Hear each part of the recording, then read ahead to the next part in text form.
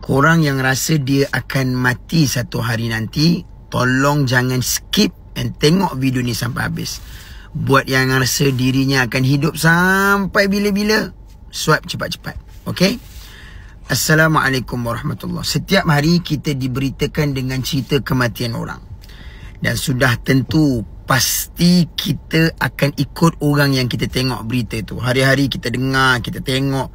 Dan satu hari nanti sampailah giliran kita, giliran saya dan giliran korang yang tengok video ni.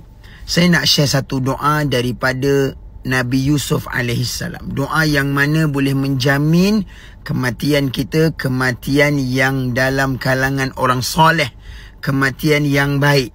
Kalau nak tahu doa tu, tolong repost, tolong share video ni banyak-banyak. Doa ni 5 perkataan je. So tolong add to favorite supaya korang boleh hafal. Dan lepas repost, share, jangan lupa follow saya, tanda korang support konten-konten yang saya bagi.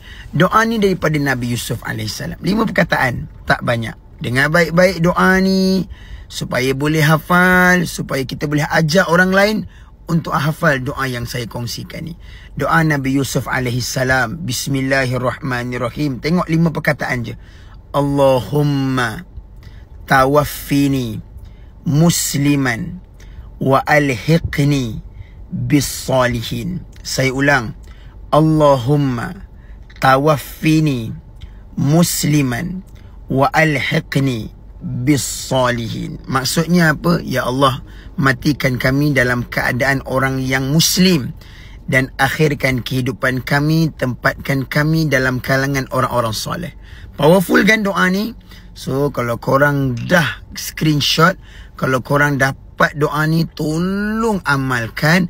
Dan kalau korang nak amal doa ni selepas solat ataupun ketika sujud ataupun sebelum memberi salam, komen insya-Allah banyak-banyak. Moga-moga Allah matikan kita dalam keadaan yang baik. Assalamualaikum warahmatullahi.